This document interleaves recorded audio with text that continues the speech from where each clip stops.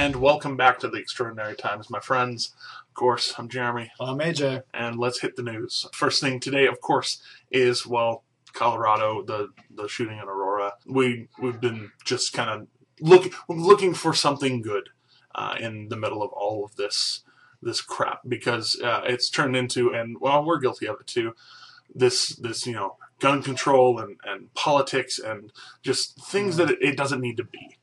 And so, and looking around, we saw that people like Amory Huckhalter, who was a victim of the 1999 Columbine shooting, also in Colorado, for those of you who don't know, she joined the vigils that were being held for the people who lost their lives. And it's just powerful to see someone who had her life basically clipped a little bit at 18 years old. She's been paralyzed since the incident in '99, and she's a better person, a stronger person than a lot of people, because she has had to overcome the adversity that's come from that. Even further on that, the victims received a visit from President Obama. I disagree with our president on a lot of different issues, but this particular thing I have to laud him for, simply because, for one, he did something I'm going to try and do, and that is refuse to say the killer's name. He has too much publicity.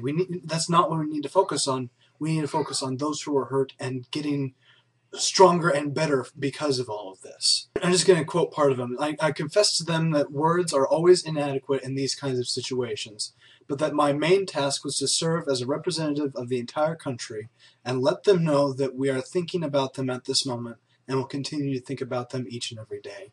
And that's kind of where we are. And because the world is still turning, we will move on now to, well, the House of Representatives, where apparently it is being argued the idea that welfare recipients need to not have to provide proof that they are trying to get work or working, doing what they can do for themselves. Instead, it's just going to be like, sup, you need welfare, eh?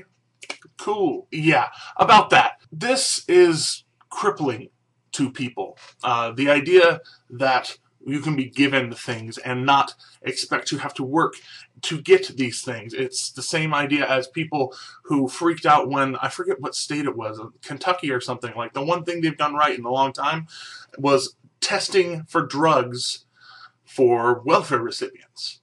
And all of a sudden people are like, this is unconstitutional, this is blah, blah, blah, blah, blah, blah, blah. And actually, Florida. Is it Florida? One of them. So, one of the states that really we just make fun of just all the time. Anyways, and they are testing for drugs now, and people are just not happy about it because they don't want to have to change their lifestyle to accommodate the fact that, well, they actually can't afford this or that habit, and they actually need to do something for themselves. Surprise, surprise. And on to Chick-Fil-A. I love Chick-Fil-A. Had it this morning, actually. Really good shake. Fantastic. They are a little under siege, in Boston at least, by those who don't want them, though. To be fair, actually, they're under siege also by the Jim Henson Company, who apparently announced today on their Facebook page that they would be pulling their toys from the restaurant to be served in their kids' meals. Because, they need to take it out on the kids. Right. All of this because the president supported the sanctity of marriage as between a man and woman instead of embracing homosexual marriage and marriage between whatever. The mayor of Boston is fighting against any new Chick-fil-A being put out. They're saying you need to change your stances and all this.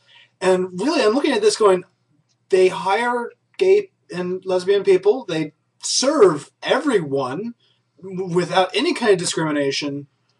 What freedom are you talking about? That they're saying we can't put it on, let them build it next to Freedom Lane or whatever it is they have over there because, it doesn't symbolize freedom.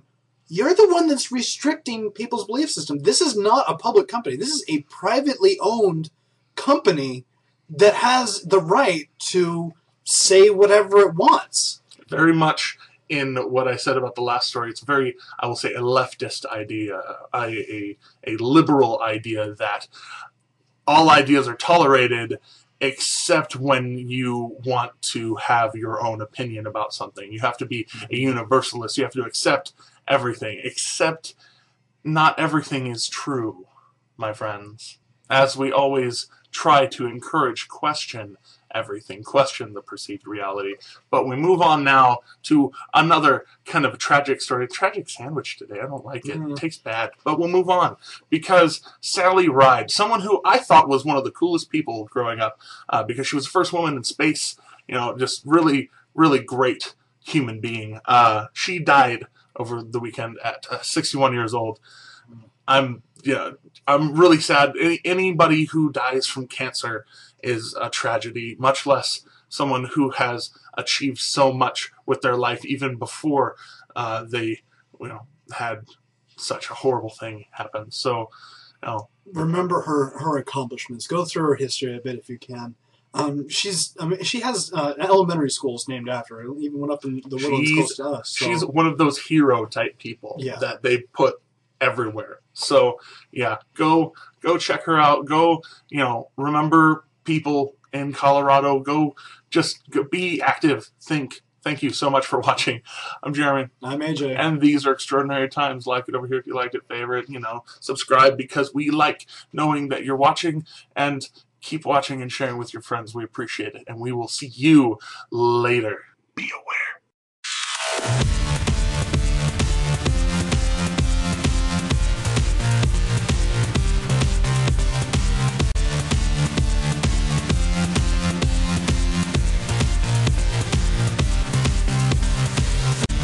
World is still turning, unfortunately. Meow. Let's get into the bloopers.